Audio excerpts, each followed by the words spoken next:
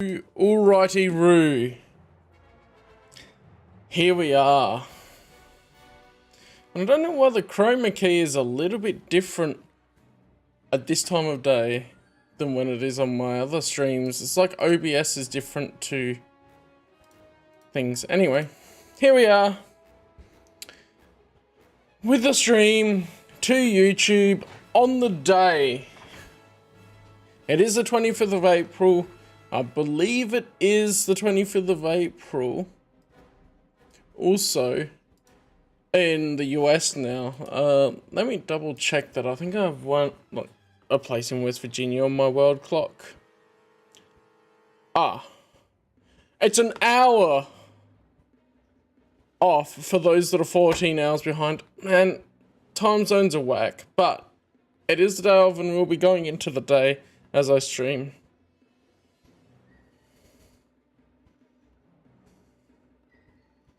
Yeah, and I'm talking to someone as well.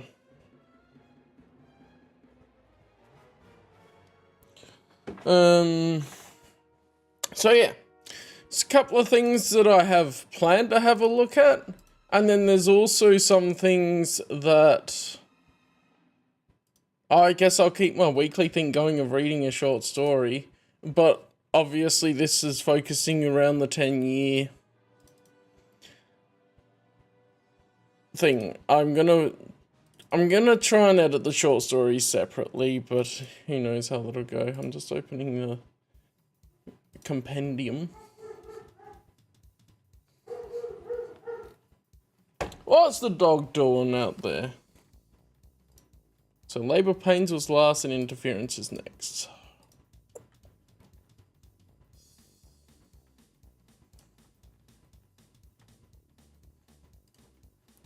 This is from Star Wars Demolition, by the way. The PS1 disc, if people don't know, doubles as a CD that you can play. So, got the music off of it.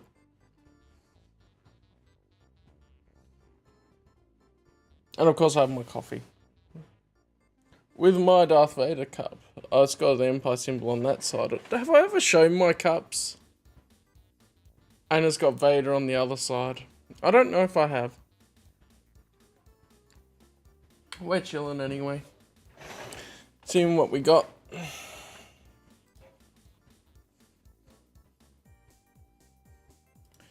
No concurrent viewers. Yeah, but that's fine. Views 3? Yeah, cool. We're chilling anyway. So people can join in the chat whenever. Otherwise, I'm going to start some talking points. I thought I would start off by looking at my video from 5 years ago.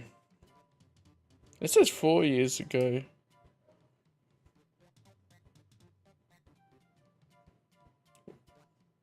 April 26, 2019. It was the day after. But why did YouTube say... Anyway. We're going to have a little look at that. We're going to see how much of glow up. Learning about stuff helped. Shifting and all that. And see what comes from that. And then I'll look at a couple of comments that have already popped up on my video earlier today. And all of that. So, without further ado, I guess, have a look here. Wait, why you do that? Okay, I'm gonna adjust this filter, because this is kind of weird. There, that's better. Ooh, I can disappear completely. A bit of fun with it. There, that's better. That's what I'm looking for. Okay, the settings are slightly off. There, it's not as weird then. Alright, but yeah, I'm gonna have a look at... Oh, it's got the little thing on the... in the chat box. I'll just move that up slightly. And move that down slightly. There. That cut off the bits that were randomly in the middle of the screen. Alright. It's 5-year anniversary of the EU being sidelined. So at that point I had used that terminology. because I don't remember the exact dates. I don't have a head for dates as much. And there's one comment. So, we're already doing better with my 3-part series now. I've got more than one comment on the second part. I don't think I have any on the first part of my journey, but I'm meaning this to be a fairly big share it around, and then it is better than it was. So, let's see what I had to say. Hello there, I'm Callum Johns, and I thought I'd just mark this 5-year anniversary of the expanded universe being decanonized. This feels so weird, there's 2 of me here. But the old place, oh man. The old place. So, yeah, April 25th is the day, and it was in 2014 that the expanded universe was decanonized and labelled Legends. Now, I've been on this cycle of hating on the new canon, and being through all of those emotions that go along with it, of not liking it, wanting to pull it apart just because I feel so strongly about Star Wars. And I've been through the journey of reconciling everything together because of that. Now, I think it was at this point, 2019 lines up right. Yeah, it's a year after that second move. Well, I'll not beat around the bush. It's a year after the 2018 Last Jedi. And so I think a lot of that was leading to the point of view of not wanting to have hate around the place. That's not blurry, at least then. And I found it simply isn't worth hating on it. Art's objective. You can think what you think about it. Yeah, it's not worth the energy spent on hating it. That is something that I didn't explicitly say in my video, but I don't think it's worth the energy to hate on it, because it just causes more problems by doing that. I mean, now especially I see that it causes more problems by doing that, but even for like mental health, hating on something so extremely isn't healthy. And really just hating on it and criticising it immensely like that, it puts me in a negative mental state of mind, and isn't how Cells is going to get better by hating on it all the time and always criticising it. To be honest, I've lost most of my interest in the new canon, even though I'm keeping tabs on it at the moment. Yeah, so I was still watching stuff at that point. I was still having a look at what they were trying to do with the TV shows and movies, and still trying to want it to be good. But also the extreme criticism. You need criticism, but then it just depends if they actually listen. And I think the way that they were looking at it, I was looking at it especially at this time, is that a lot of the extreme criticism, especially with people from the fandom menace coming in after The Last Jedi and stuff, was something that turned people off of listening to the criticism at all, rather than it being a discussion of, okay, what didn't you like about it, what can be better? And there's plenty of things I could rant on, but I'm not going to do that too much. Other than, it simply isn't worth it. And it's not going to be how it gets better. The way it's going to be getting better is showing that we support better quality stories, such as the expanded universe. And so that is something that I've said for ages of like, there's the sentiment that other people have said of vote with your wallet. And that's definitely a thing too of, yes, we're doing that.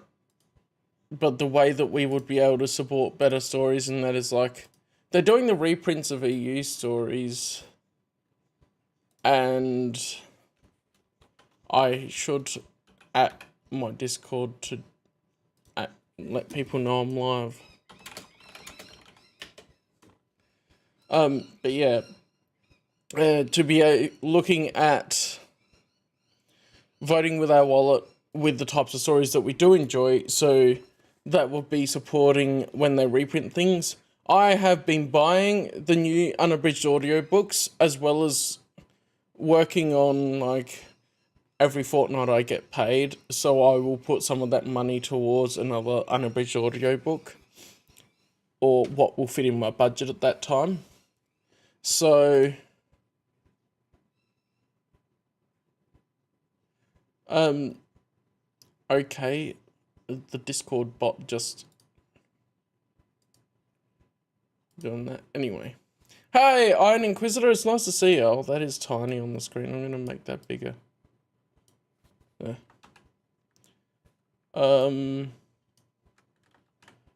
How are you doing? It's nice to hear from you.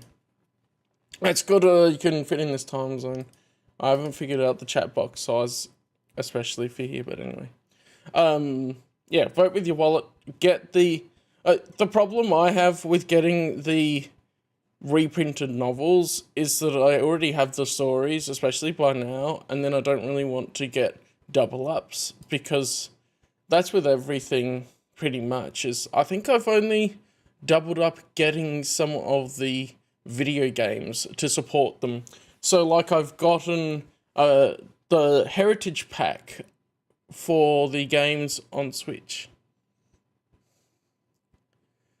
And so that can be, I think, that's rough. I hope that things improve for you over time. And that it's not terrible for you, or too terrible. I hope you have some good friends to be able to support you. So I will turn to what I love and what I enjoy about Star Wars. One of the great things to come out of this event, of the decanonization, is that it jumpstarted my motivation to buy EU novels and have my own collection of stories that I love, which I'm currently still getting the last bits and pieces together for my novel collection. As well as I started reading chronologically about 2016, I think. Yeah. My collection of novels is virtually complete. I just don't have, and really don't have, the interest to get some of the children's book adaptations of the Clone Wars 2008 movie. Which is like, why would I care at this point? And the comics, if I find them in the wild, I'll get them, but otherwise I'm reading them digitally because it's so much easier. And they're quite expensive for I'll sit down and read it in 5 minutes type thing.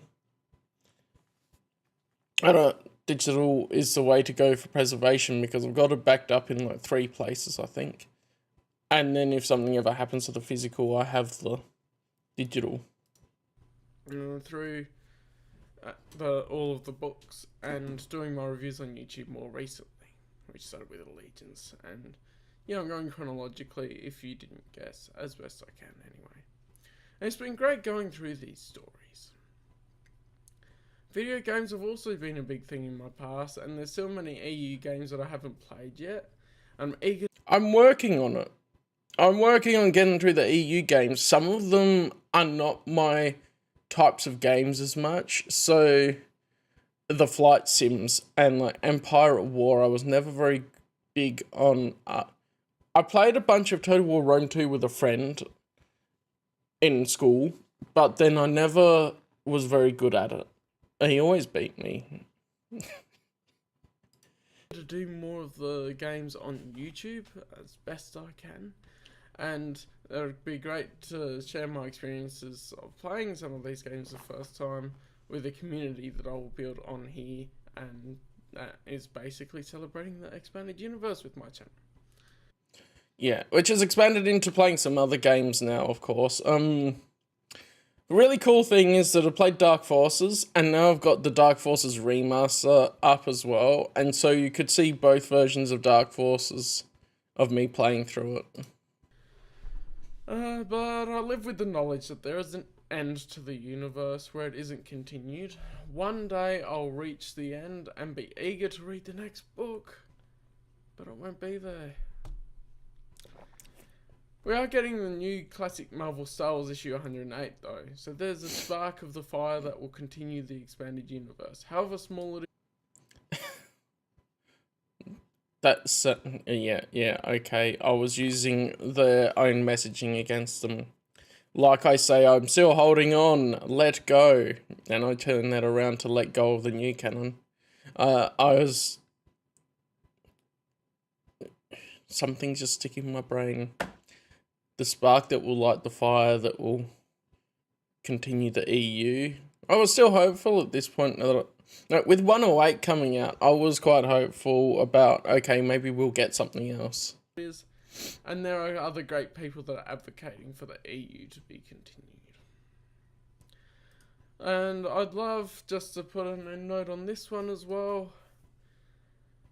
I'd love to just have the EU continued parallel to the new canon. They can both be equally canon, or they can just keep it labelled Legends, and they could just continue the story even if it's one book a year. It wouldn't matter. It'd be... I still think this. It wouldn't matter if they did a very low production of going, let's do one book a year and see how that goes. If it sells a lot and people really like it, we'll make more. Something more for the universe that I love. And they could easily do that. And if they got Dark Horse to do comics, it wouldn't take any extra work from Marvel to do those. They listened to me and gave Dark Horse new canon comics to do. Ugh. And they could actually hire their own authors to be able... They'll be able to work out to balance it so that they don't have to hold back on the new canon content. But anyway, that's my 5 years anniversary video for the expanding universe. What's some of the good things that you think have come out of the decanonization of the expanding universe? I'll see you next time. Thanks so much for watching. Be blessed, and I'll see you in the next video. Bye. Yeah. So it was very much a thing of, we have one comment.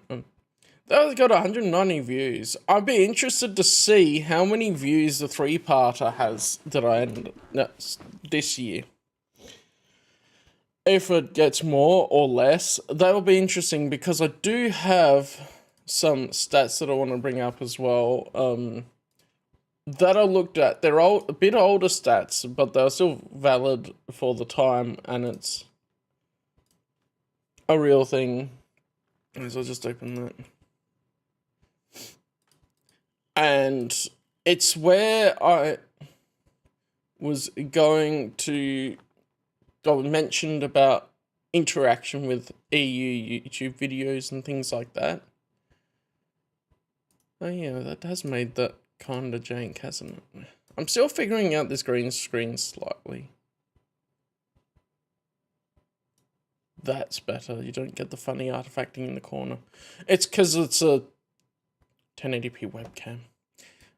I have been looking if I get enough money to go, okay, what if I got a 4K webcam? I think that'll work better. And then I would not lose as much resolution when I'm doing stuff. Anyway. Hopes and Dreams was dreaming if that takes off. Yeah, that video didn't have much substance to it other than sort of a headspace thing where I was at. So that was probably around the turning point where I was going, there's so much of this hate and there's so much of it going on, let's just end up going to look at the EU and focus on what we love. So an interesting thing is we do have some more EU as far as we have the Vault in Dark Forces Remaster, and we have a continuance of the Star Wars The Old Republic. I mentioned that. Those are basically the main things. Marvel 108 was alright. But it wasn't really for things. So I might react to a couple of the comments I got. Which order do I want to go in? Maybe this one first. Yeah. So this one, it was on Facebook, and Facebook will ding me if I have the tab open, so I've just screenshotted it. It's all from today because the second part of my thing's been turned around. Okay, you might need to have the artifact in because that... There. It just works better. Alright, I'll try to only put it up a little bit. It's always so polite when it comes to the EU Disney Wars debate. Class act, I don't have it in me. I think that's the problem other people have too, of like... So many people have an issue with being civil about it, or trying to pick words that aren't quite as harsh. Like, yeah, it's crap. I don't like it. It's terrible. But as I've distanced myself from it, it's been easier to not be as strong. Well, I have never been one to be that harsh with my words anyway. And I think that's just a natural disposition of you either do or you don't. And that's the same sort of thing with my approach to... We want to interact positively with others. Why are we trying to do this in a way that will turn people off? And of course, there's valid times when people won't get a message unless it's told them very bluntly. Like we know that we don't like things.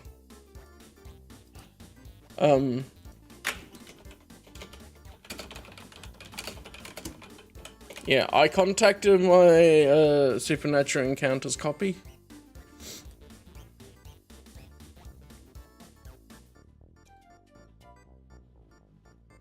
Yeah. Oh yeah, on top of my collection, I don't know if I've ever mentioned, but I do contact the books. So Supernatural Encounters was a bit big to do well, so it does have more stupid bubbles, but like Jedi Search here, it's got contact on it and plastic so that it can be preserved better, won't get as damaged. Although my Izzard's Revenge, when I took it, the corner of it ripped off in the plane, and I got pissed off at that.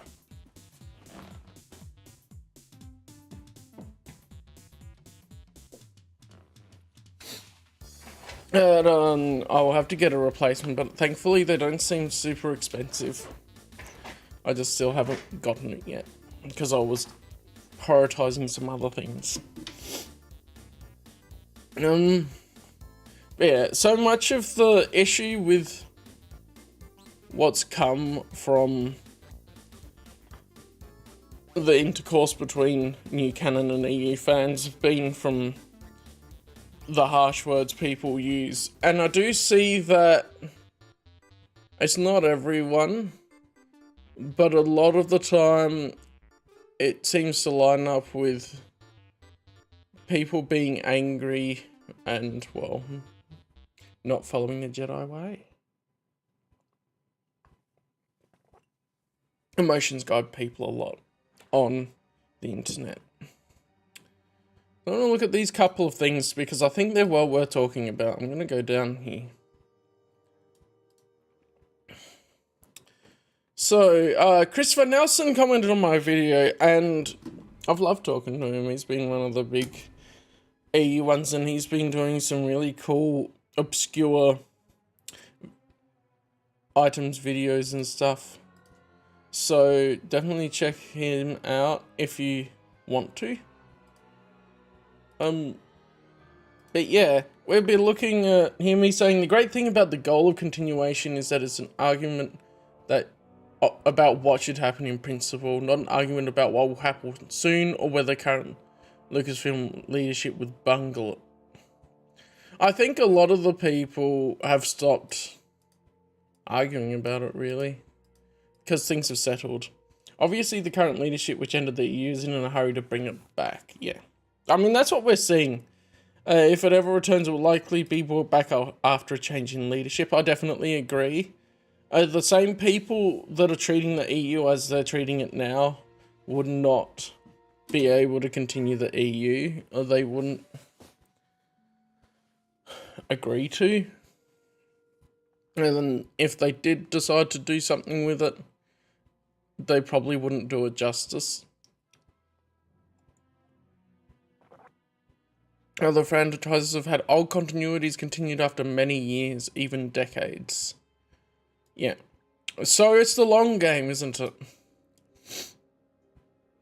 Like, I think there's some pulps that one of my friends has talked about on, one of my online friends has talked about.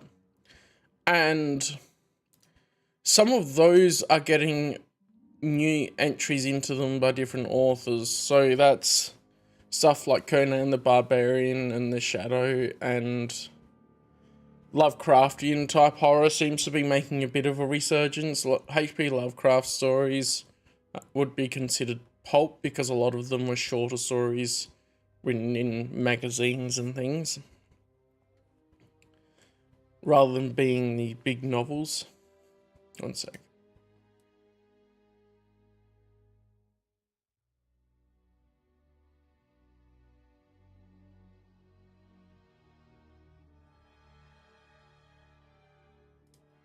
And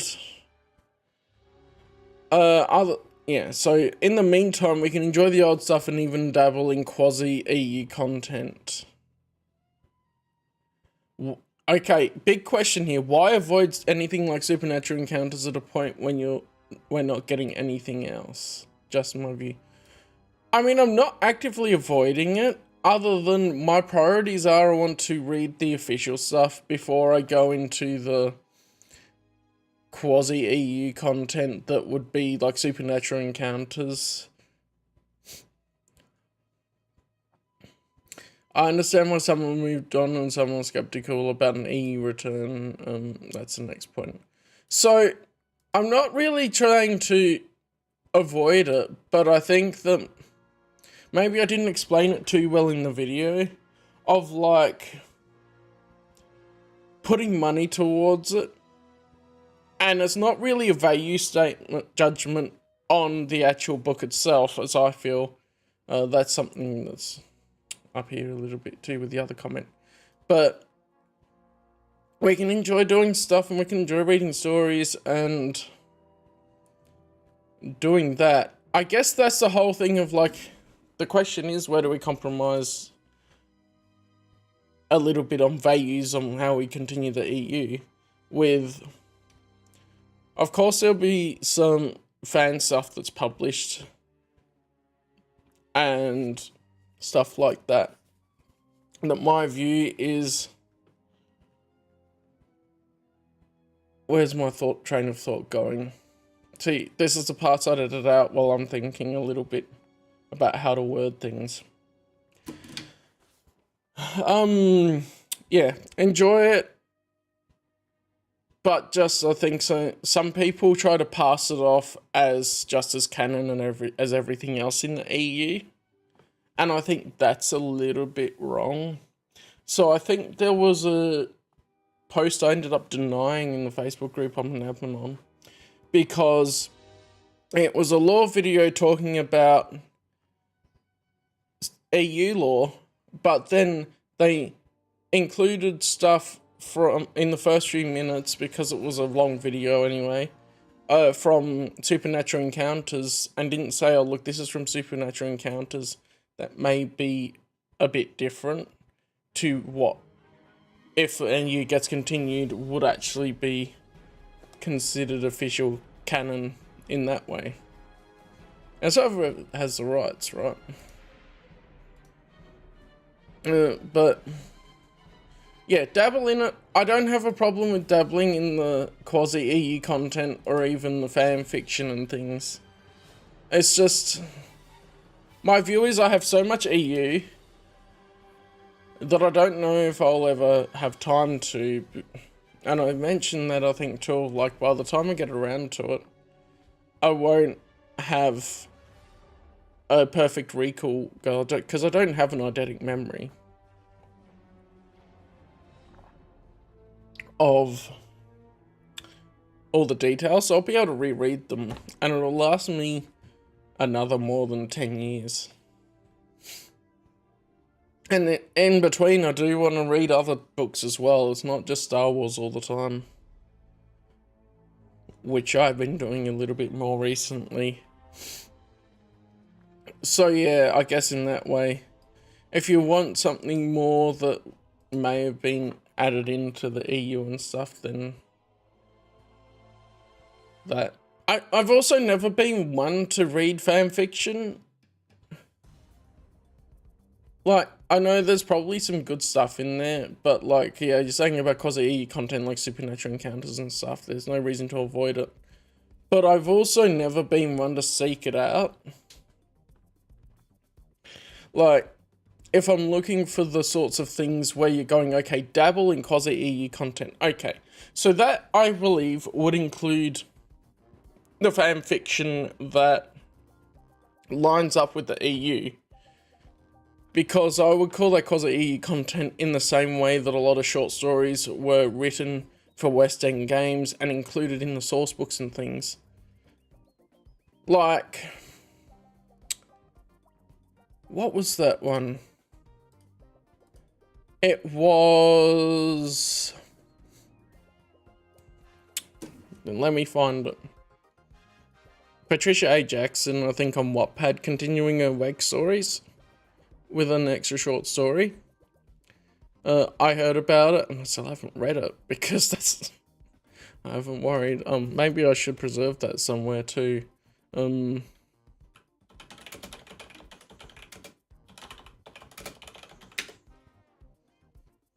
Fragile Threads. Let me see if I can pull up the link. Great, it's still there. So, oops. Fragile Threads is still here. This is a fanfiction continuation with the character Drake Paulson that Soul Kiss is Patricia A. Jackson's handle on Wattpad. This sort of thing. Continuing stories, having extra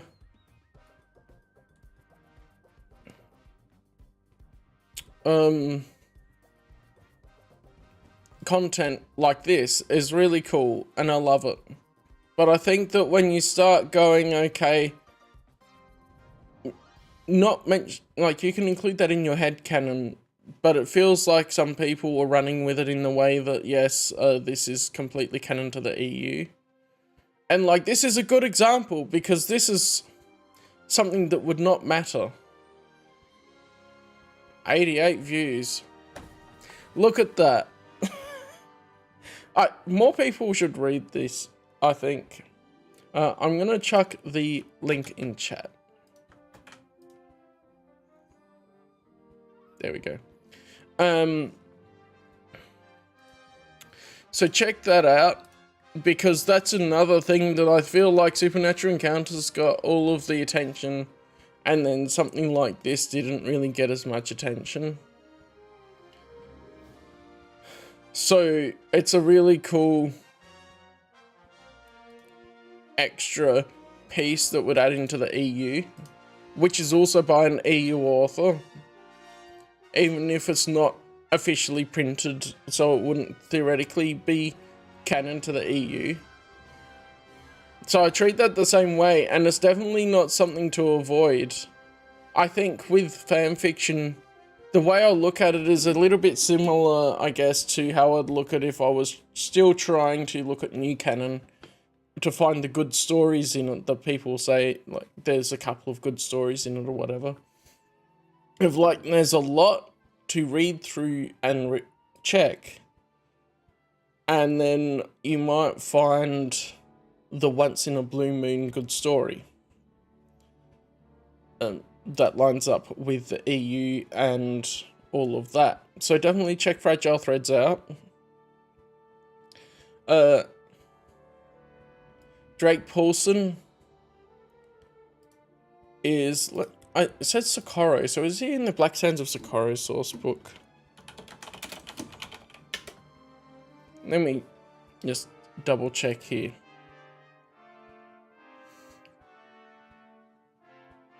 So yeah, he's been in short stories in Star Wars Adventure Journals. He is in the Black Sands of Socorro source book. Perfect. Do I have that one? Yes. Yes! Mwahaha! So it is a continuation of West End Games material, other than the camera's mirrored because it works better for the chat to be on this side.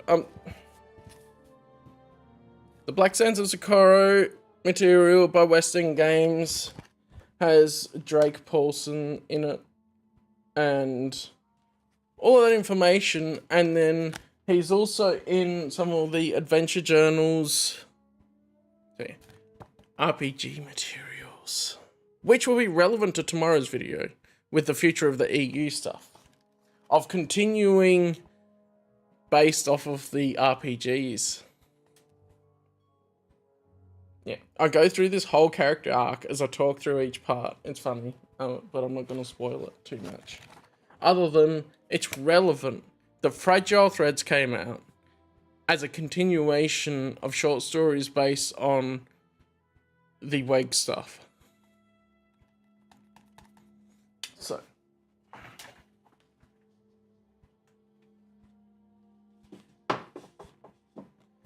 If you're not sure which adventure journals was he in, any of the ones I have, 2, 3, 5, and 12. I found 3 in a shop.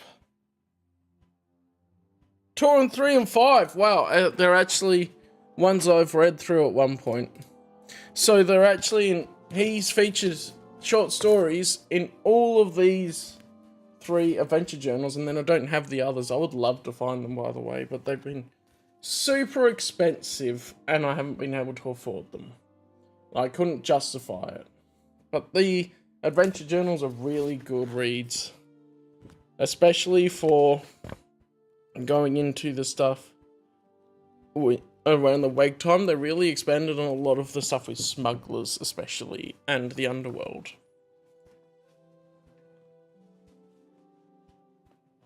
Now I've been on a side tangent. What's the next thing he was saying?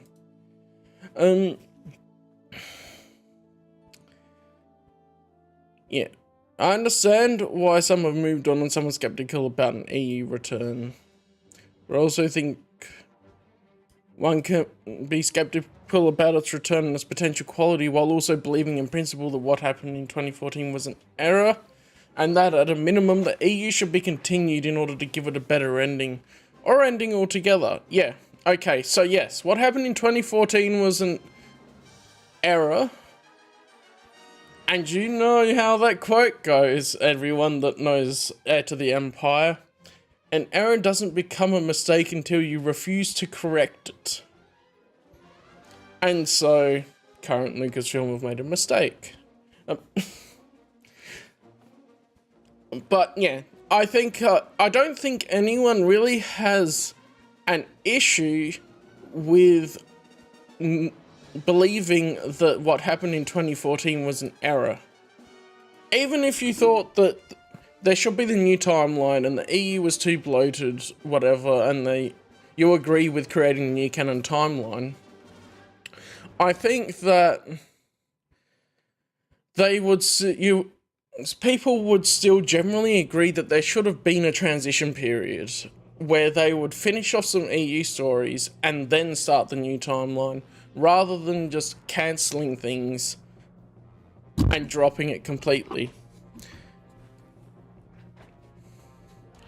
And like some of the things in the EU that don't have an ending, like Force Unleashed 3, and having a bit of an ending for the big 3 after...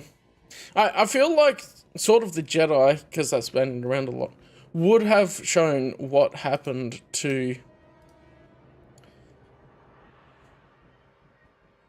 the big three in the end and the hand down to the next generation. So all of that. And yeah, let's get together sometime, Chris. I would love to chat to you. Time zones are a challenge, but we could work something out. And I think that's where a lot of the problem with collabing with, like, Matt Wilkins and things is. Like, he doesn't have social media as much either. And so it's been difficult to really get to talk to him regularly, even outside of just going, hey, I want to collab. But yeah, I would love to get Chris Nelson in here and stream. And I think he has Discord, so I think that'd be perfect. Like, I could have you on the Discord call, Chris, and chat on one of these streams that we do weekly. What's that?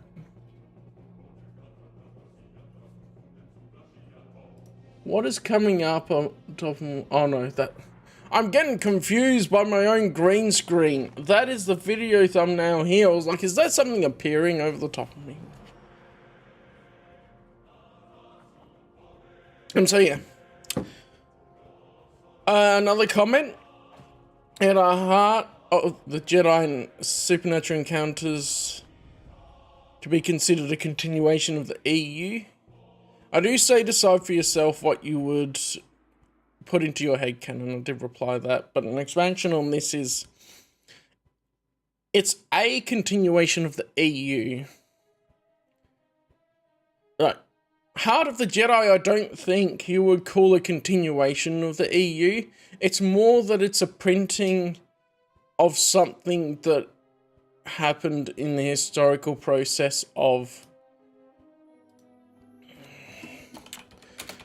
the publication cycle. So let me double check my information here quickly. So Heart of the Jedi. I almost feel like I could just put this here. So Kenneth C. Flint was commissioned to write the book, and then he sent the draft in, and it went through all of the subsequent revisions, and I think that's one of the big things of like, okay. But the mistake was that the editor had already allegedly promised another author of the group that her book would be placed in position 1 instead of Heart of the Jedi. And so Heart of the Jedi ended up being cancelled because of a mix-up in promising another Jedi the publication position. It was nothing to do with that it was incomplete or something like that. Flint was allowed to keep his $10,000 advance and given the opportunity to write 2 Star Wars short stories. So he wrote Dr. Death, The Tale of Dr. Evazan and Ponda Baba, and Old Friends F at Mon's Tale. However, Flint said the events regarding the novel destroyed both his relationship with Spectre and his career as a writer, which is really unfortunate. And then later, Flint allowed the unpublished manuscript to be edited by Joe Bongiorno on his website. Oh yeah, I've got water because I talk a bit and then I tend to drink water. And that happens. It keeps my throat better.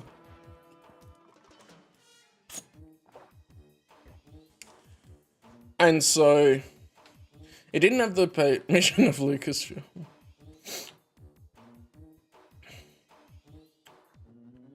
Yeah. But yeah, that's the story of Heart of the Jedi. And so, as I see it, it's not really a continuation. Heart of the Jedi isn't a continuation of the EU. It is a historical manuscript from an unpublished, like a cancelled story that wasn't published because of a mix-up. That's really the only thing. So it's more of a historical thing and it'll be cool to read it because it'll be interesting to see what could have been in it. But, yeah.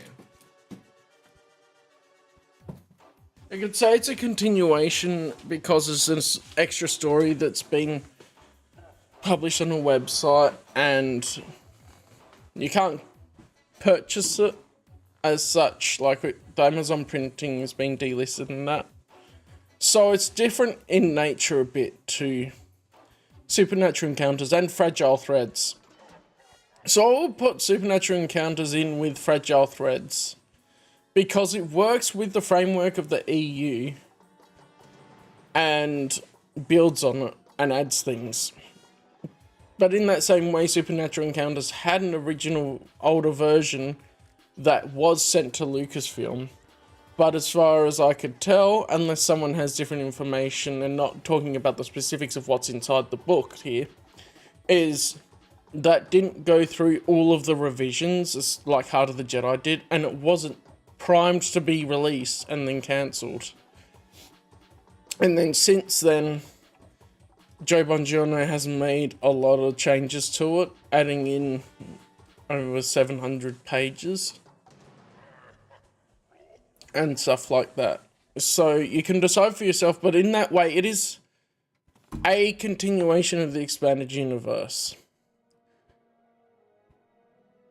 Which is the key point here. It's not the continuation of the expanded universe. And if you decide to accept it and add it into your headcanon, that's fine. So, here we go. Although personally speaking, I've been in the camp of people defending the value that Supernatural Encounters has an addition / supplement to the EU, or even just another way to enjoy and celebrate that continuity while still not explicitly taking it into the canon if you don't want to. So, my consideration of what would be counting towards the continuity of the EU is a bit different to a value judgment for me. Because it's me looking at it and going, my mind is very clear on the only things I can verify that are really canon to the EU is stuff that's been published officially. So even if things were entered into the holocron, like apparently Heart of the Jedi was entered into the holocron and stuff, that's an internal document that we cannot see. So the only thing that as a consumer of the content, as someone that reads through the stories and enjoys it, is what's been officially published. And so that's what I take as canon to the EU, is the stuff that's been officially published under the EU. Although at the same time we do have the TCW debate, which I'm not going to get into right now. Other than those were under the expanded universe, but they were going to be retconned and all that, and it's like I'm not talking about the series as much as the extra books and comics.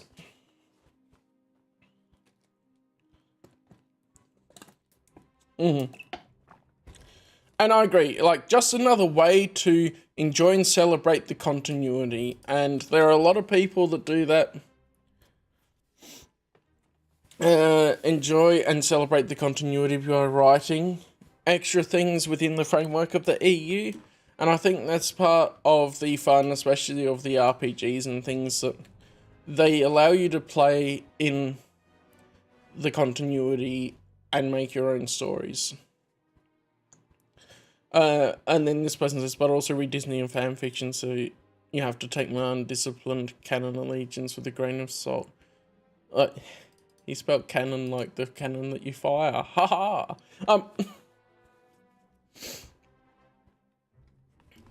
Like, I don't care if you go, okay, that's my headcanon, but I think that's where I take issue with some other YouTubers.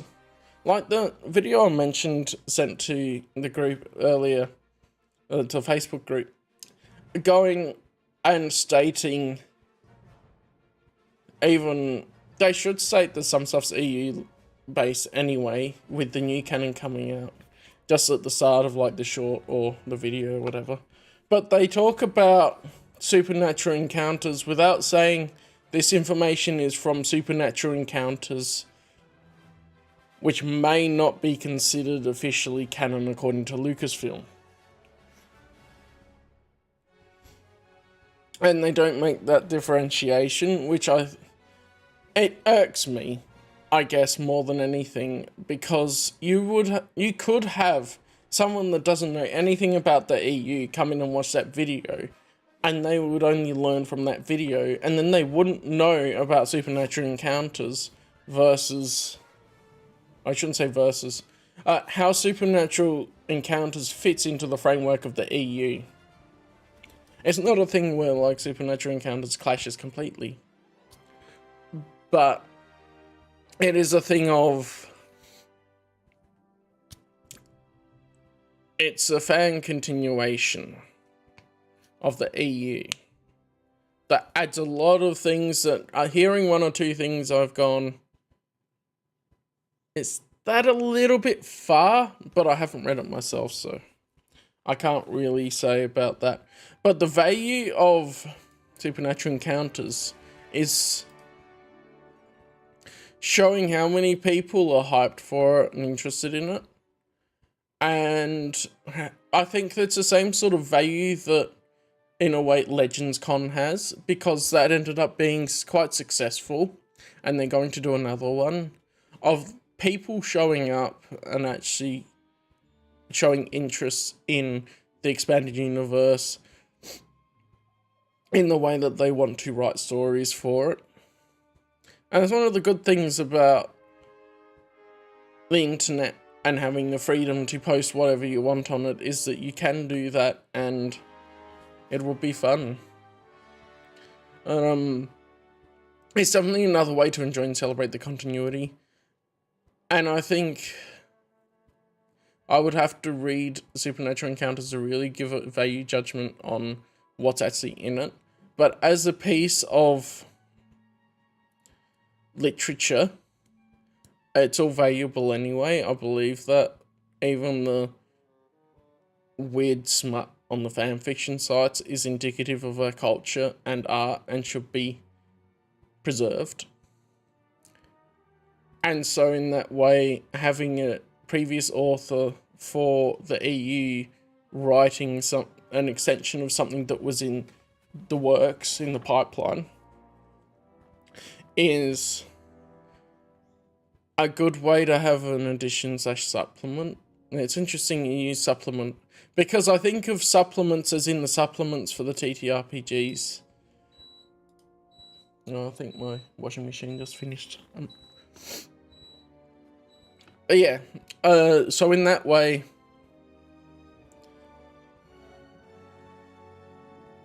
just, it leads into something I'm going to say tomorrow.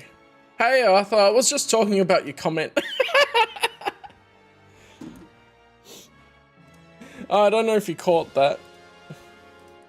Because it's like, it's a good talking point.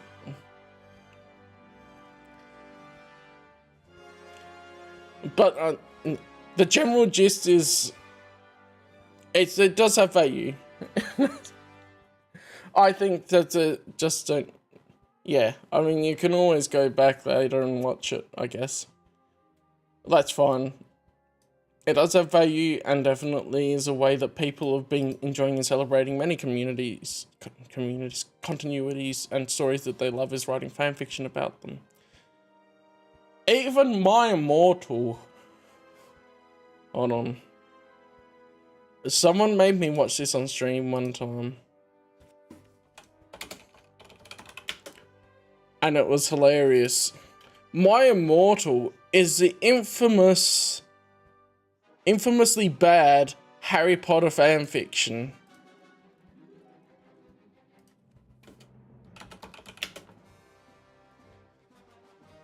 It's still on fanfiction.net. Even that has value. So, my comments on supernatural encounters are separate to a value judgment anyway. And I've gone through the details there, but...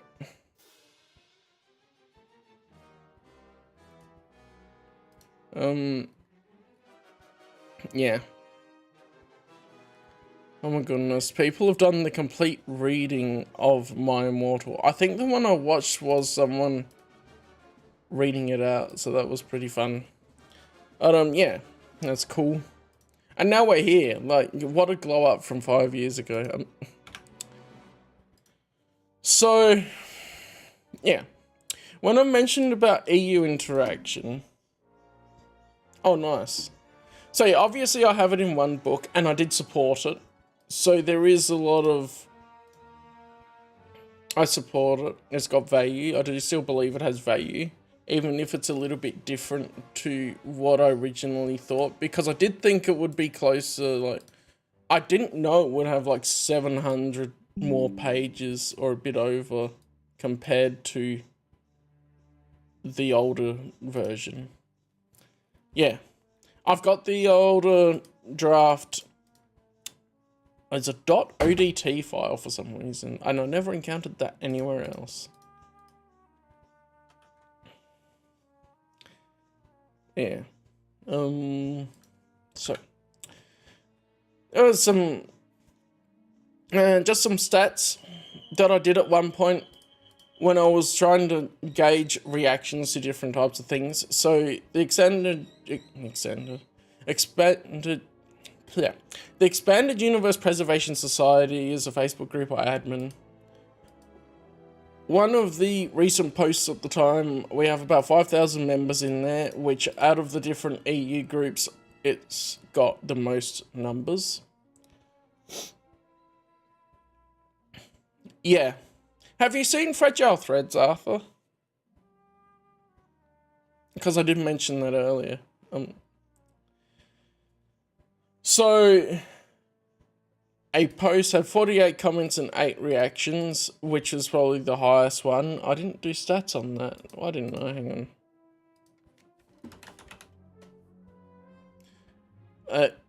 But you get the idea, right? 48 divided by 5,000. Oops, that's 50,000. That's like 0.01%. 0.0096. Matt Wilkins' YouTube channel, I looked at, it had about, I can't see the exact number, so about 8,180 subscribers, 189 views on a recent video and 11 comments, which is, at the time, 2.31% subscribers, or people not subbed, view a better performing video, and 0.09% of people comment.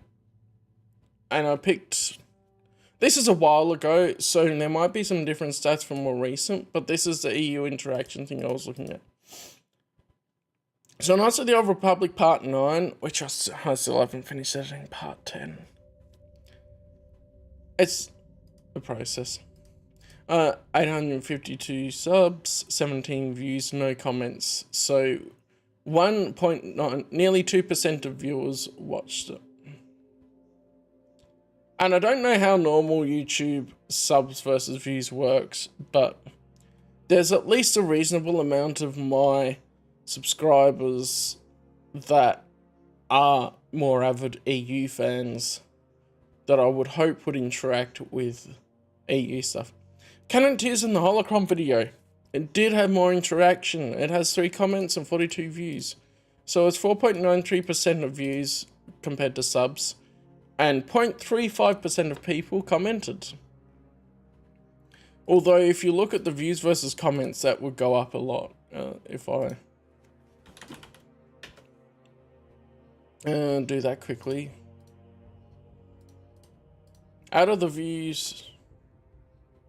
maybe I'm doing my maths wrong.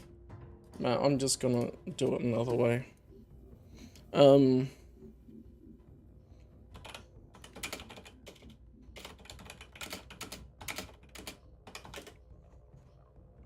7.143%.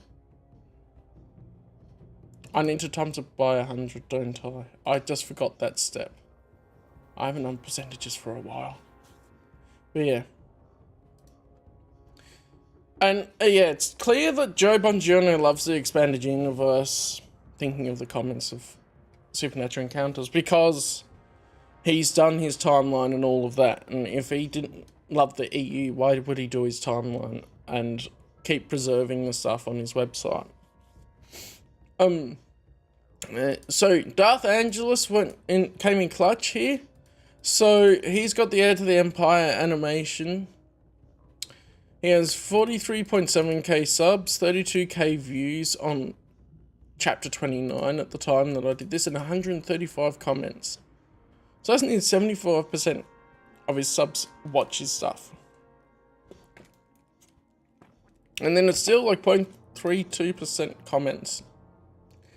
I know most people will watch it and not comment, like that's probably me too. But it's interesting to see the difference in the type of content is probably a thing too, compared to how many people will view the videos out of the subscribers. And then Revanchist Marcel Ryan, short story reading, the best recent one at the time I did this was 76.89% views and 1.65% comments. So, yeah. It's interesting that way. And there's difference in type of content, but then there's also difference in, I guess, how many people will actually react to certain, just a book discussion or something like that. And I have found throughout doing YouTube that the whole thing of I just sit down and talk ends up getting more views than anything else that I've done. Like, that's where I started not worrying about doing in-depth, better edits on some things, because of just going, okay, one pass is enough. And then I'll just audio gain it. And that's why you get some jump scare bits where it jumps up in, like the part 1 video I think was a little bit rough when the premiere went.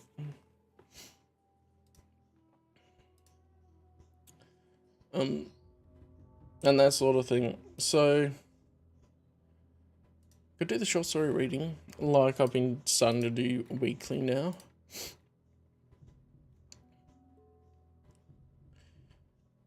But yeah, Supernatural Encounters I haven't been talking about a lot because I haven't read it yet. But I did want to put my thoughts out there of like, I think people just shouldn't conflate it with being official canon and make sure to differentiate it, like in a lore video. Making sure to mention, look, this is from Supernatural Encounters, or even this video contains information from Supernatural Encounters that may be different to official canon for the EU.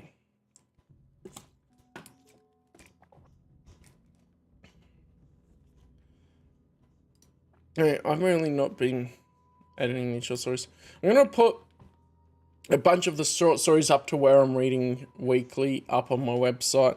So I think I didn't mention that in the journey thing, but I have my website, callumscantina.com. And I have been not putting new stuff up there recently, but when I hear notable EU news, I've put that up. And I got new art, and I put that up. I guess that's something to mention, is we have Callum's Cantina website. And I thought I could put some other stuff up there if I want to. But one of the things I'm slowly working on is the Star Wars EU data bank, which will be like the old StarWars.com data bank. And the custom canon tier thing, I linked that. Categorization, canon tiers. I've taken the framework, but yeah, that I've mentioned that in that.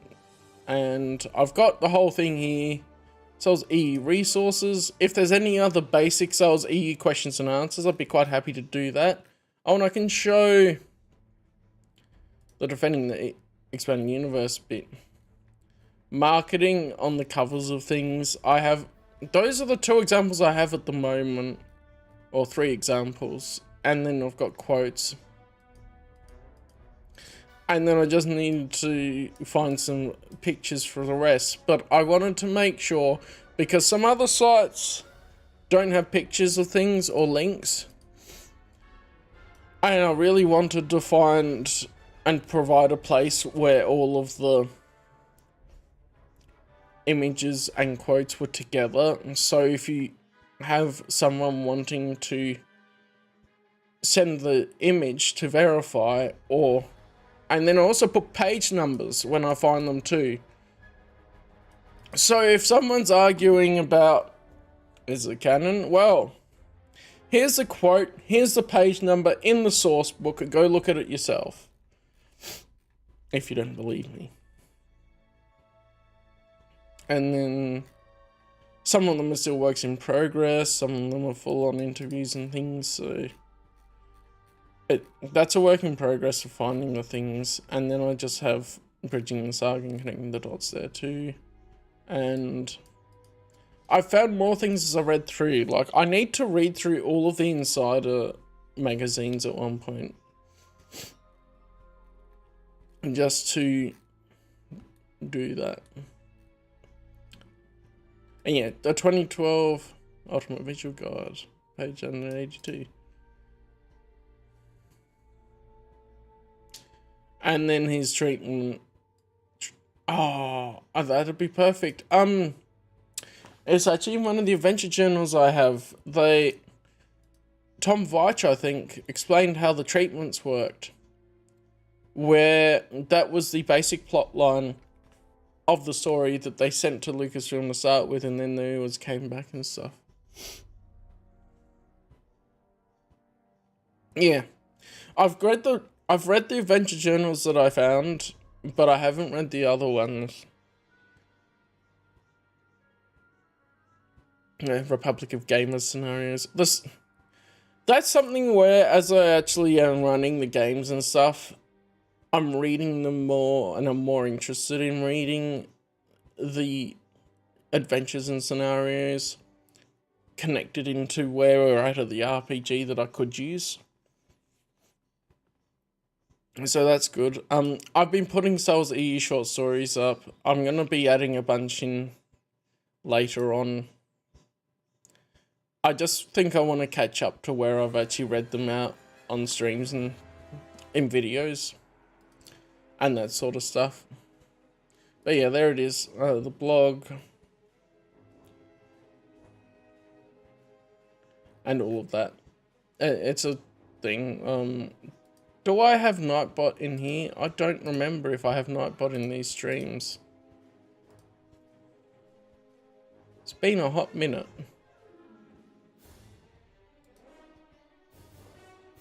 But I have the website here anyway. I'll go to home and chuck it in the chat. So yeah. And that's basically that for today. If people have extra questions, feel free to chuck extra questions down in the chat. Otherwise, I'm going to start this short story. Yeah, cool.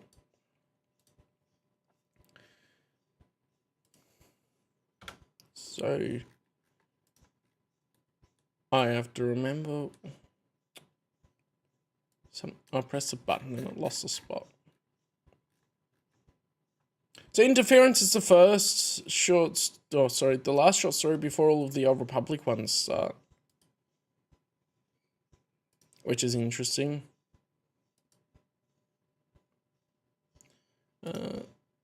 Short story, oh yeah, I changed it slightly.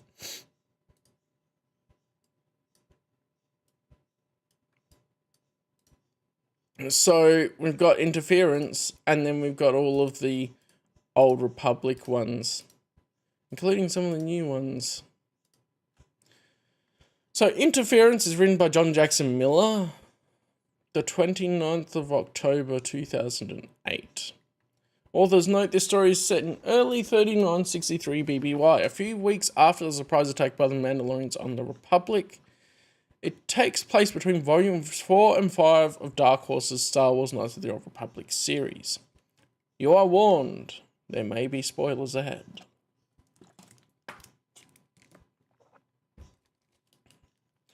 Attention Mandalorians, stay tuned to this frequency for an announcement of vital importance.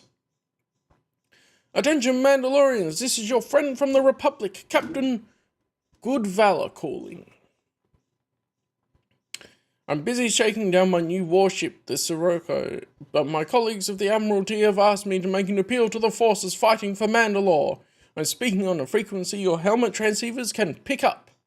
It's a trick we learned from your fellow warriors who have already seen the light and crossed the lines to defend the Republic. You've had a lucky little run, though not a surprising one, following the sucker punches you've thrown, but the easy times are over, let me tell you. In fact, I will tell you. Make sure you and all your basic speaking friends are listening for my next broadcast. Your lives may depend on it. Are they legit just being specious? What if they have non-basic speaking friends? Sequoia warriors! Conquest of the south polar area of the planet is nearly complete. Attend to your rally masters for further instructions. Some of you have reported hearing increased gabble on the Neo Helmet's Z-band. Just ignore it. Attention Mandalorians, Captain Good Valor calling again, as promised. You survived long enough to hear me. Good. Not all of you were so lucky, or so I hear. Your forces tried hard, they did, but the Taris resistance got away to fight another day. And fight they will, because while they may not have been in the Republic long, they've got what it takes, where it counts. They do. We do. But what about you? Well, that's right. We've been taking your measuring these first weeks since you barged into Republic territory, just as you were taking ours with your little provocations before that. The difference is, we're able to do something about it. It's all about the numbers, my friends. There are more of us than there are of you, and we don't have to build shipyards and armories on the fly. We've already got them. How long do you really think it takes to refit a land speeder factory to produce armoured attack craft? And how many land speeder factories do you imagine there are in the whole Galactic Republic, You won't have to imagine for long. You'll be seeing what we can do up close and personal soon enough. This is Good Valor, signing off. Cue the slogan, Lieutenant. The Republic, here today, here tomorrow. I'm loving it. Kasush warriors, this is Sornell again, with the Taris signal post. Yes, you do have to stay on the Z-band. The heavies are still coming in. Yes, you do have to stay on the Z-band. The heavies are still coming in. You want to be standing in the wrong place when the bomb drops? It's fine by me. Just stay focused.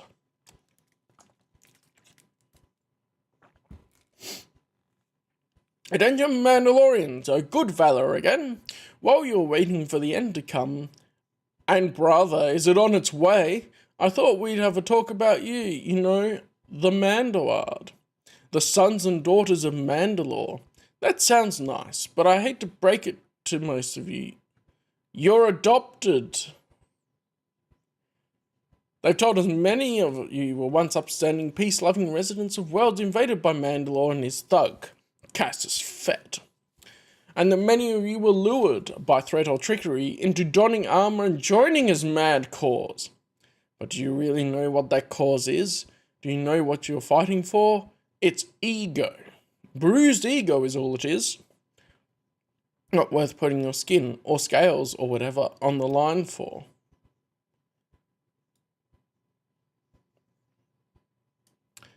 Let old Good Valor fill you in. A generation ago, in the Great Sith War, the Mandalorian clans were made to serve a single rogue Jedi after he defeated your leader in combat.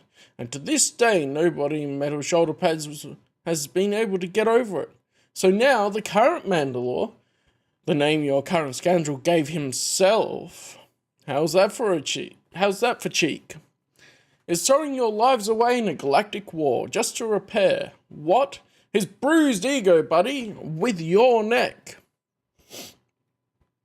I know it's not the kind of thing they tell you about in armor class. Maybe there's a reason for that. Think about it. Only took one Jedi to humiliate you before. And we've got a lot more where that came from. True, the Jedi Order remains officially neutral, but perhaps you've heard of the Revanchists. A Jedi who's lobbying to change that even as I speak. And that sound you hear is lightsaber... there. That sound you hear is lightsabers igniting? Should that have a question mark on it? I'm going to say no. A Jedi who's lobbying to change that even as I speak. That sound you hear is lightsabers igniting. Things look good to you today, pillaging dress shops and fruit stands on rimworlds like Taris and Serja, but the tide is turning. Which side will you be on? All you have to do is drop the helmet and walk away, or better yet, return to the service of the Republic that has given you so much. Only the gloom of the grave awaits Mandalore. Don't join him, join us. The Republic, no gloom, just glory.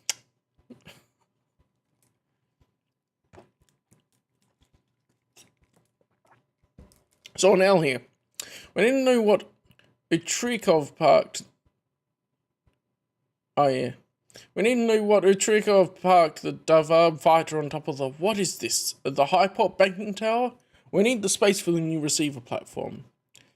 Get up here and get your ship before we push it over the side. I feel like that should be inverted.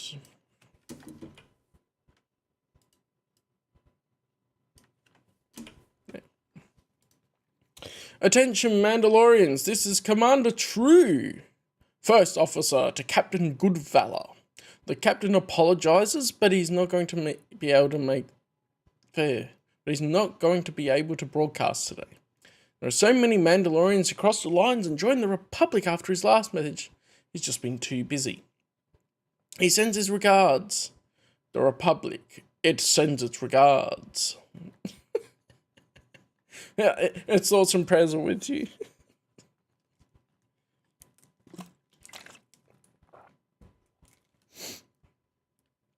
Signal post. Okay, now we've seen it. Just seen it. I don't care what Jatis nonsense is in the air. You can't go around switching off your transceivers. We absolutely made a call.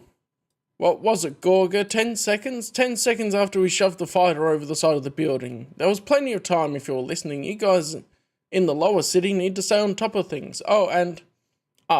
we'll remember them, so they are eternal.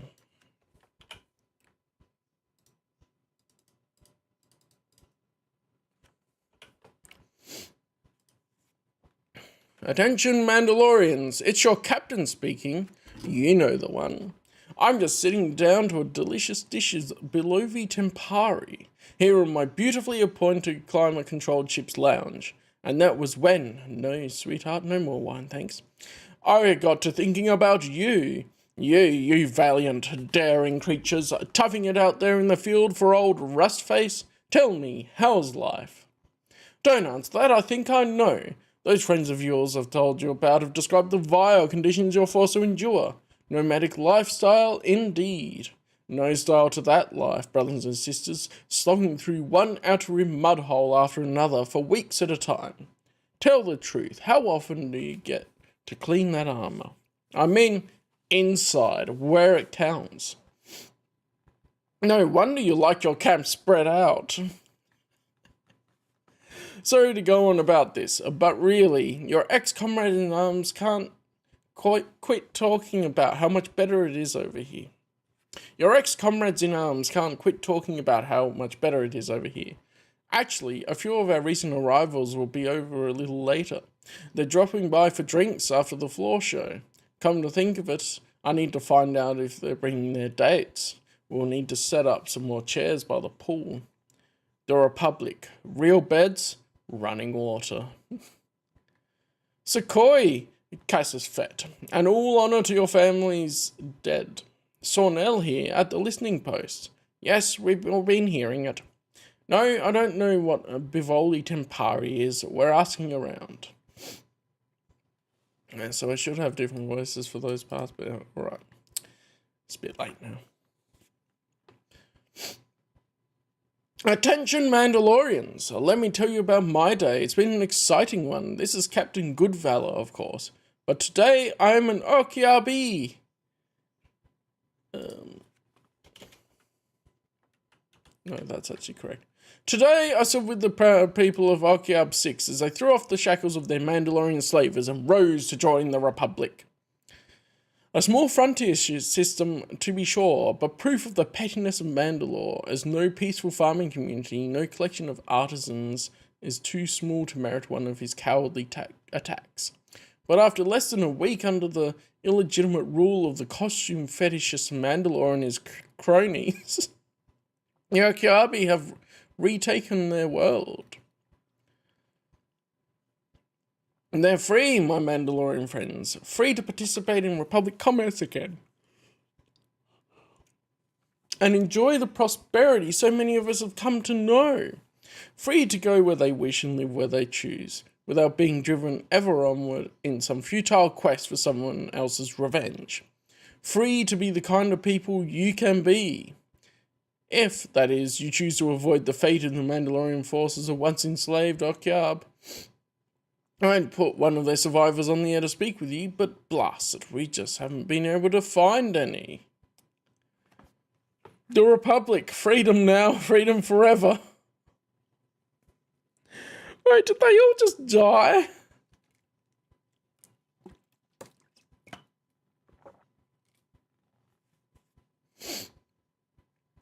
And this is Sornell, for the team at Sorry Sub Landing, or whatever they call it. See if you can get that big view screen down without totally trashing the electronics. I'd like to have at least one piece of equipment this trip I don't have to build myself for a change. I'm switching these over.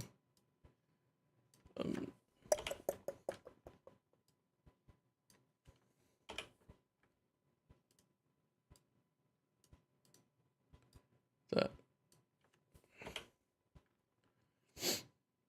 And no, I've never heard of a planet named Okiab. Does it have to do with getting me the parts I asked for? Because I know none of you wants to waste my time. And for you new recruits, Qui Ogirola is Mandoa, for it's irrelevant, or in my clan, you will bleed a lot if you ask again, so don't say you didn't know. Attention Mandalorians, a good valor calling. They tell me you Mandalorians are a superstitious lot. Like you couldn't tell from the weird stuff you carry around, and so much of it. Haven't you people ever heard of apartments, houses, storage units? Anyway, this may interest you. We've learned from many informants in your ranks. Many informants in your ranks that a batch of your forces in the terror system is angling for Zongorlu next. What you may not know is that those weren't all military camps in Sirocco that Mandalore so callously and criminally nuked. There were vacation camps for Zongorlu younglings, 9 camps representing every major warrior tribe on the planet. Since then, we haven't seen people from Zongorlu out and about in the Republic much. They become stay-at-home types, and, well, they're more than a little touchy. Even their senator just asked for a leave of absence and a heavy assault cannon. I don't think I'd come to Zongorlu if I were you. The Republic, just looking out for you.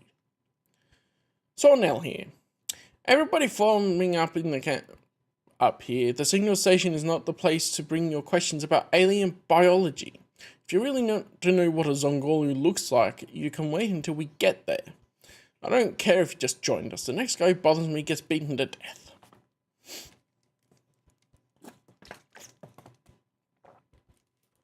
Captain Goodvalor will return shortly. In the meantime, this Republic weather report for Zongorlu.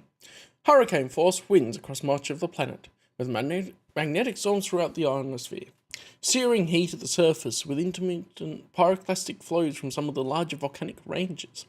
Atmospheric sulfur content remains high, with acid rains in the polar regions. Essentially, for Zongorlu, a temperate day. I'll adjust this now, so I want to italicize the mandala. That's in quotes anyway. We'll need another couple of days on the mobile station, Cassis. We were able to scrounge most of the equipment from the shops here on Taris, but we're pretty sure in Zongorlu we'll need some kind of heavy-duty shielding for the transmitter. We're forging something now. I'll shout when we're ready.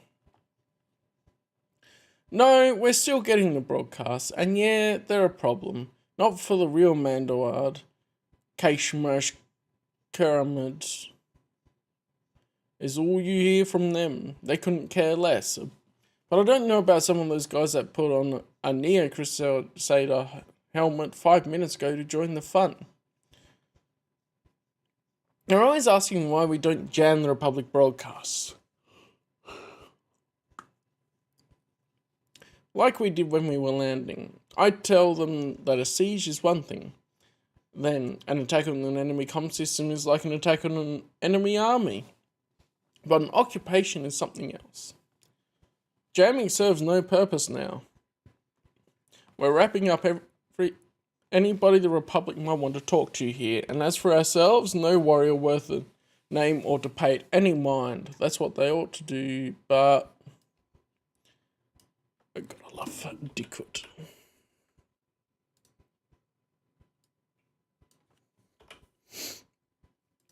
Well, let me tell you, my cousin's a rally master running a bunch of these newbies as a demo team, clearing out the Undercity. Yesterday, it was supposed to be mining the detonators when another one of these stupid broadcasts came on, and some mindless dickut got preoccupied and brought a city block down on top of everyone, my cousin and all. Thanks, but no. Actually, we never thought that much of him.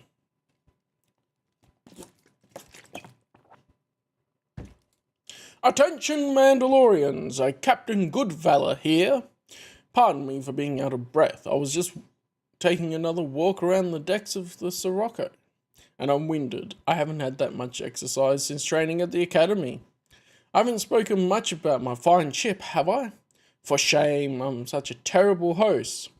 Well, some of you may have seen that some of the larger vessels are valiantly defending and delaying your forces at places with names such as Vanko, Tarnith, and yes, Sirocco.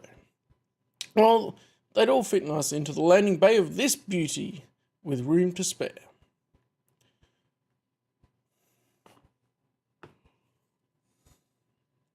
Only we don't spare much room, because we need it. Yes, every bit of space, not devoted to the many entertainments I've mentioned previously, is currently committed to housing troops for landing. Their munitions, and our own more than healthy complement of precision-guided missiles. Those Republic naval designers don't skimp on anything. And if you Mandies think you know armour, you should take a look at our shielding. Why, I bet there will be a few less asteroids in the deep core once they got done with this miracle. And this fleet, I know this audio, but let me paint the picture for you. Right now, I'm looking out my window at a sky so thick with ships, you could walk from here to the next system. Hammerhead cruisers, conductor-class transports, military droid carriers. I've never seen so many in one place. It's like an old academy reunion, only it's no party. No, everyone here has a very important mission, a very important, very secret mission. So many ships, so many troops. I'm not sure if Zongorlu is nearly enough space for all of us. Oops, I gave something away there, didn't I? The Republic, just imagine what we can do. Someone else here. Everybody on this duty, hurry up and get this junk loaded. The planet's not going to invade itself. Attention, all Republic civilian vessels in the Zongorlu system. This is Captain Goodvalor of the Sirocco advising you to depart the area. It isn't that we cannot guarantee your safety against the Mandalorians. We're here to protect the entire system after all. But with so many warships here, Now, the traffic in the area is a bit congested. Come back next week. Once we get all the armoured bodies carried away, Zongorlu should be open for business again.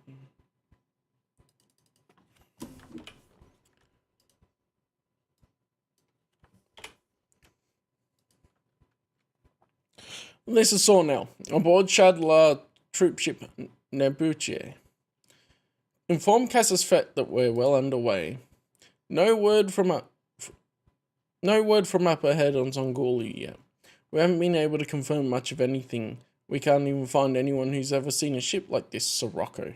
Not even any of the Republic guys who came over. But whatever's there, we're ready for it.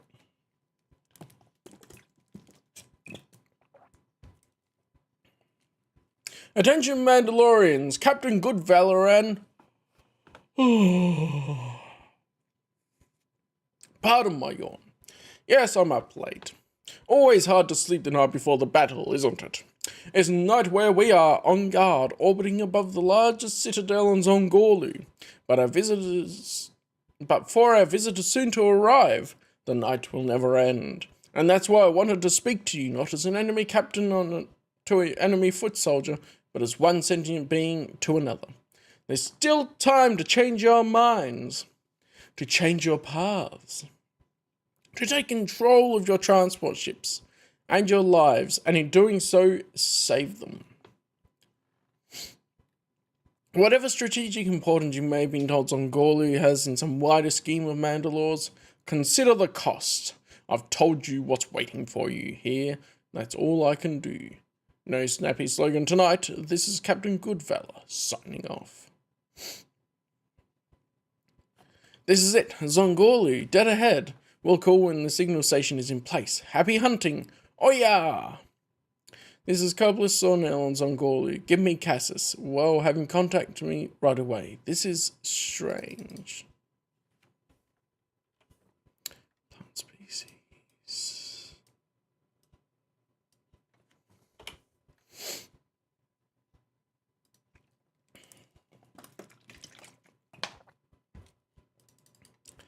Continue.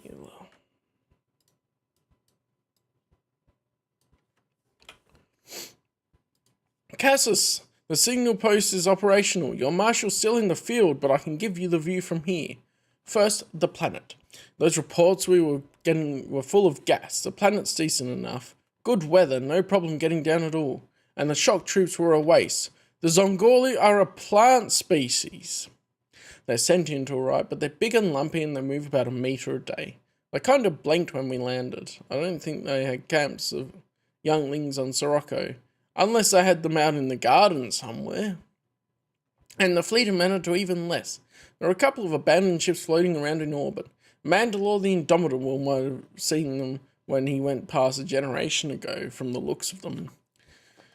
But the most Denila, the most insane, the most crazy thing is right where I'm at.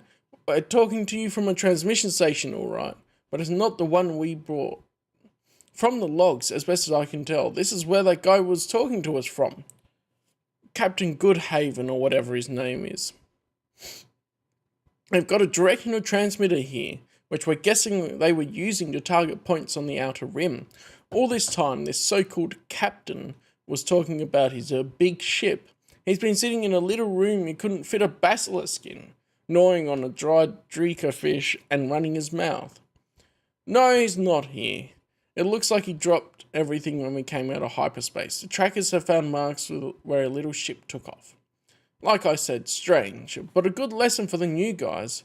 This is the way Mandalorian jams are broadcast. We take out the source. I'll need to adjust that. Boom.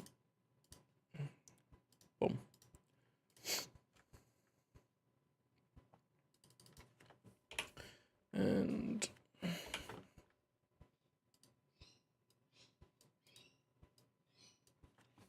there we go. So now to the camp. Cassis tells us we need to hold station for a week or so. This operation was supposed to take a lot longer. Hali Sitare. Have a drink, enjoy the weather. So now to the camp. Look, Cassis will call us when it's our turn to move again. He's got some other things going on. And if you've got to entertain yourselves, don't set fire to the Zongorlu. It hasn't rained all week. The whole camp could go up. Warriors, there's no use being on the Zeb band at all. There's no bombing traffic to worry about, and that Republic fraud won't be there either. Every day can't be a battle. I think someone said that once. Find something to do, or I'll find something for you to do.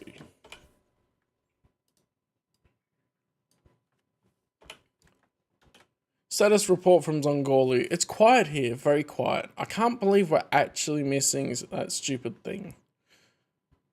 Attention Mandalorians! Stay tuned for this frequency for an announcement of vital importance. Ha shuck, ha chuck, ha chuck. I take it back. All the Mandalorians should be in italics. Attention Mandalorians! This is Captain Goodvalor speaking.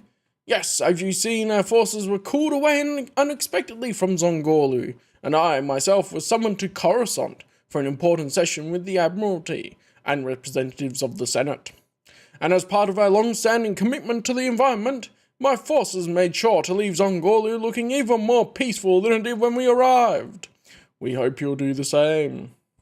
Now, I'm signaling to you from a position further in Republic space with a message that we hope you'll find of interest. It is, in fact, the very reason I was recalled. As the Republic's representative to the Mandalorians these last weeks, I'm sure you'll recognize my offer as an official one. And it is an offer. They say the Mandalorians deal with things in a Mandalorian way. Well, the same is true of the Republic. And what is the Republic at heart, if not first and foremost, a vehicle for the enrichment of all peoples?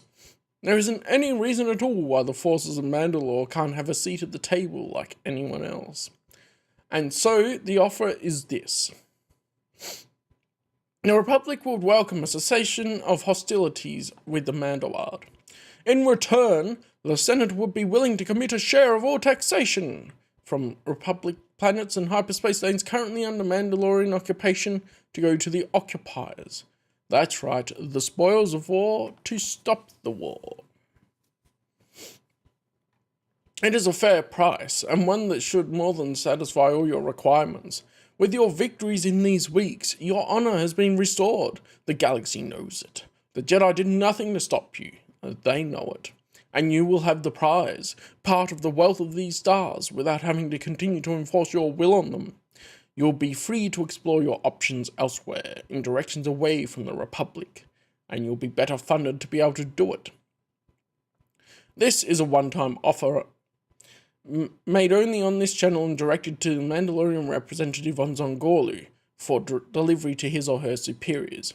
It will not be repeated or acknowledged in the future. If rejected, it will not be part of any official history.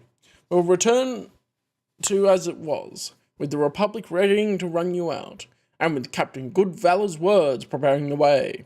Me, talking to you, every day, on every frequency we can find to reach you, until one of us capitulates. The choice is yours. Consider it well. We await your response. The Republic. Square deals for one and all.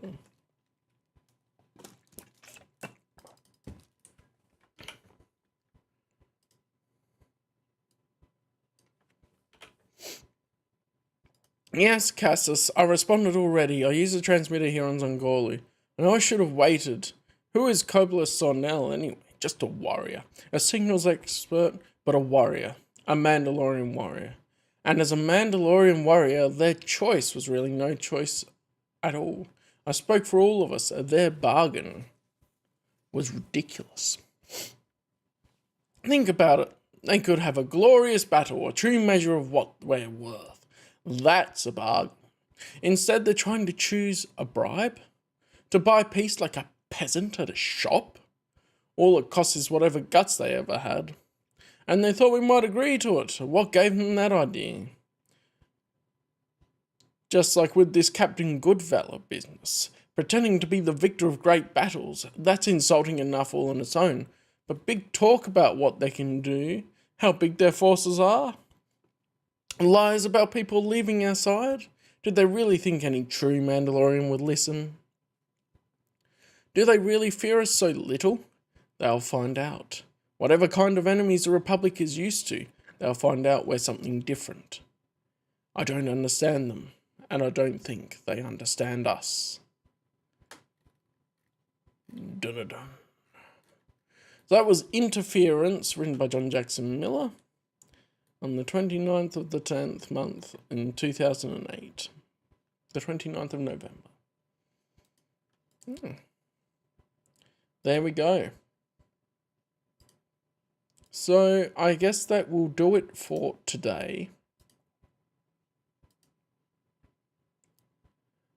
And I will catch you guys next time. I shall be streaming next week. And if there's more comments on videos, I will respond to those, and that'll be interesting. Otherwise, catch me on Twitch, catch me in videos, or join the Discord and we can chat there.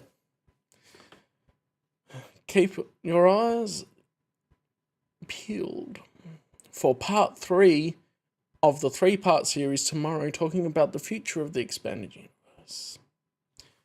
For now, I'll put this back on so I can actually hear it. I will catch you next time. Eerie!